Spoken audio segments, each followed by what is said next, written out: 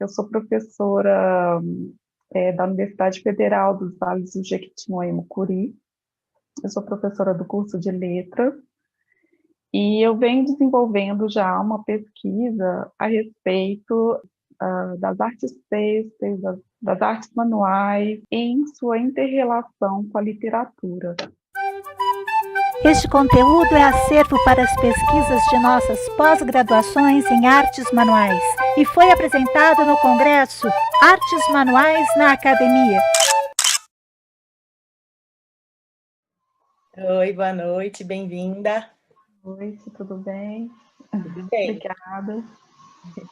Então, apresento para vocês Érica Viviane Costa Vieira, que vai apresentar para a gente o seu trabalho, que se chama Bordado e Ilustração, Paratextualidade e Referência Intermediática nos Projetos Gráficos de Livros. Érica, fica à vontade, qualquer coisa a gente está aqui para te ajudar. Tá ok, muito obrigada. É um prazer muito grande participar desse encontro. Eu sou professora da Universidade Federal dos Vales do Jequitinhonha e Mucuri. Eu sou professora do curso de Letras e eu venho desenvolvendo já uma pesquisa a respeito das artes têxteis, das artes manuais, em sua inter-relação com a literatura, principalmente o bordado, mas também tecelagem e entre outras práticas, tá? Ai, meu Deus, deixa eu ver aqui. Bom, então eu vou proceder.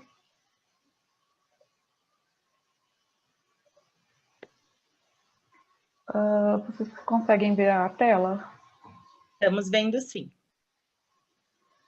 Então, é o meu trabalho.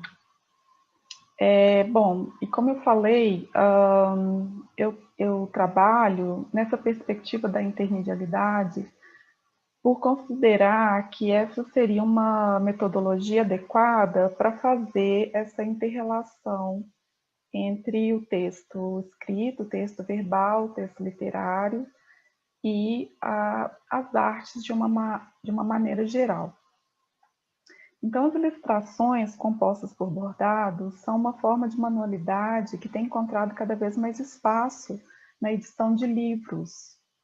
Linhas, formas e cores, em sua tridimensionalidade, volume e solidez, atuam cada vez mais como mídias integrantes de projetos editoriais que buscam texturizar a ilustração e o texto, mesmo que sejam formas de referências intermediáticas da qual tratarei mais adiante.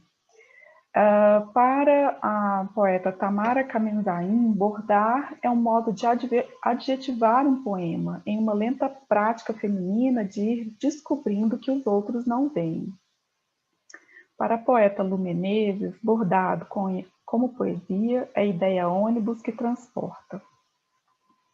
Então, partindo dessas premissas, eu li o livro da Rosika Parker, que fala que o bordado e a costura, elas faziam parte da esfera privada e do cenário doméstico, e ocuparam durante um longo tempo um lugar de arte decorativa. Só a partir dos anos 60 é que essas artes passaram a ser consideradas como arte visual e passaram também a ocupar esse lugar do museu. Né? Então, como foi uma prática ambivalente, as artes têxteis, elas eram consideradas atividades econômicas que tanto libertou a mulher, mas que também a confinou aos limites domésticos. E que, portanto, de uma certa forma, contribuiu para a marginalização dessa forma artística. Tá? A Anne Albers, que também estuda essa relação aí dos têxteis, ela empreendeu estudos aprofundados, principalmente sobre a tecelagem, mas ela achava que o bordado em si ele tinha um cunho decorativo de superfície, que, portanto, não necessitava tanto de pesquisa. Contudo, a gente percebe que o bordado ele vem ganhando um espaço que vai além das artes decorativas. Né? Então, eu selecionei 2 objetos de pesquisa, que são a coleção Penguin Threads, que é uma coleção composta por 6 livros clássicos, publicado em 2011, e a publicação do Grande Sertão Veredas, em 2019, pela Companhia das Letras, que fazem uso dos bordados em seus projetos gráficos. Por que eu trato de mídia, né? Para mim, o bordado ele é uma mídia, porque ele usa a linha, o tecido como suporte e a agulha como instrumento, de maneira que com esses materiais é possível fazer construções artísticas. E isso de acordo com esses autores, Lars Elstrom e Klaus Klüver, né? E mídia seria toda, não é só a mídia né, de massa, mas também é o material que o artista usa, né? Então, e tanto também pode ser as mídias eletrônicas e digitais. Então, a palavra mídia, ela pode ser compreendida sob esses 3 pontos, né? Como o bordado no projeto gráfico, ele nem sempre se manifesta, né, em sua materialidade têxtil. Na verdade, muitas vezes o que a gente tem é uma fotografia de um bordado. Então, o que a gente tem aí é uma referência intermediática, que na verdade esse bordado ele vai ser mediado por uma outra mídia que seria aí uma fotografia. Então, por isso que a gente entende que, né, como não é o tecido em si, mas é como se fosse o tecido, nós concebemos isso como uma referência intermediática.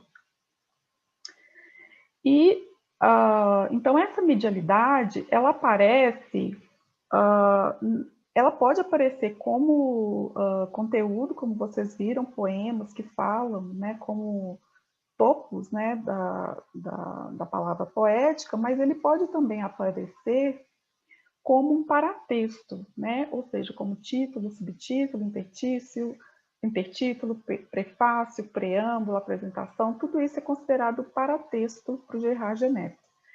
E o paratexto é uma forma de apresentar o texto, né, porque quando o livro surgiu, o livro ele não tinha uma capa, né?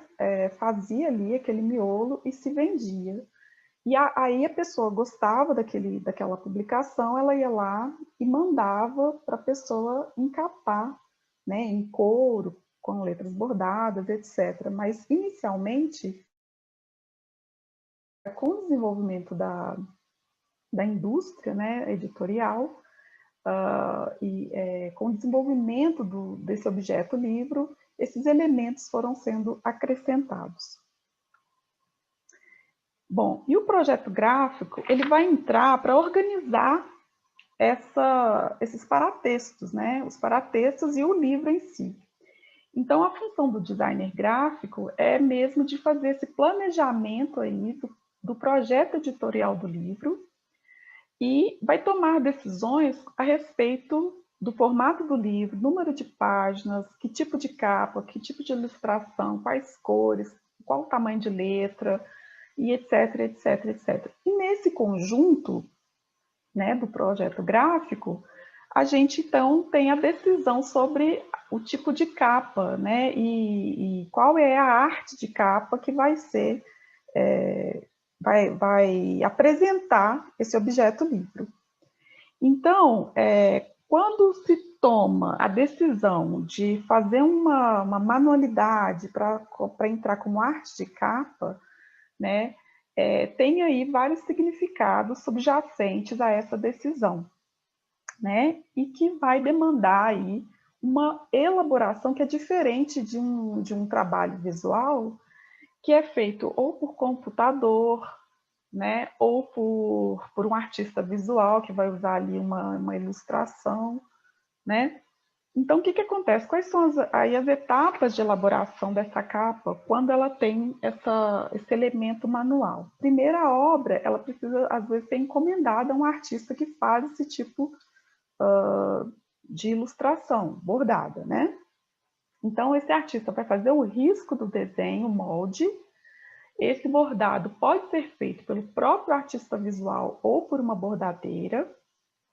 Esse bordado ele precisa de uma finalização, de um acabamento, né? E depois desse acabamento ele tem que passar por uma etapa de fotografia, porque essa fotografia não pode ser uma fotografia qualquer, ela precisa ter uma iluminação específica, ela precisa ter uma disposição também adequada, né? E depois que essa foto é tirada, essa imagem às vezes precisa de um tratamento de uniformização e de resolução para que às vezes os detalhes do bordado apareçam, né? E aí depois então ele vai passar a fazer parte da composição da capa, né? Entrar aí no conjunto da paginação. Então a coleção Penguin Threads, ela é uma coleção norte-americana que conta com 6 livros. Eu não sei né, como foi traduzido todos eles, né? Mas um deles é Black Beauty, né? O outro é Emma, da Jane Austen, Mágico de Oz, do Frank Baum. Vocês podem ver aí que são ricamente bordados, mas isso é uma foto, a gente não pode esquecer, né? The Wind in the Willows e Adoráveis Mulheres ou Little Women, da Louisa May Alcott, né? Então, são todos ricamente bordados. Eu adquiri o... Só para avisar que mais 5 minutos, tá bom? Ai, tá bom. O Jardim Secreto foi um volume que eu adquiri. Então, como vocês podem ver, né, a capa é bordada, a lombada ela é bordada, é um bordado muito delicado, a escolha de cores é uma escolha de cores né, assim, equilibrada, é uma riqueza de pontos que é muito grande. E uma coisa que é muito interessante nessa publicação é que ela vem com um efeito de relevo, baixo relevo, né? Então, assim, a gente passando a mão sobre esse livro, né, tocando o livro, a gente consegue perceber essas nuances entre os pontos que são apresentados, né? E uma outra coisa também é que apresenta aí esse duplo, né, do direito e do avesso do bordado nas guardas, nas partes de guarda do livro. Tá? Agora, o Grande Sertão Veredas é uma publicação brasileira que recebeu uma nova edição da Companhia das Letras, mas que foi influenciada por outras capas, como essa da Bia Lessa, pela editora Nova Fronteira, de 2006, na ocasião dos 50 anos de publicação do livro, né? Então, a gente percebe aí essa coisa das letras serem bordadas em vermelho, ter esses pedaços, né? Essas partes de linha caindo dessas letras, que lembram sangue. E a Bia Lessa, ela fez uma instalação no Museu da Língua Portuguesa também em 2006, e que pode também ter um pouco de influência aí nessa capa. Tá? Então, essa capa, essa cinta... Deu uma travada. Ai, meu Deus. Agora voltou. Só você já estava falando dessa capa, travou muito breve. Pode continuar. Ah, tá bem.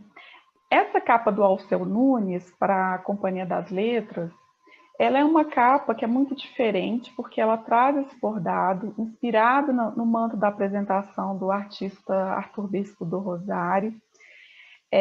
O Alceu Nunes, ele fez o desenho, mas quem bordou foi uma bordadeira, Elisa Braga.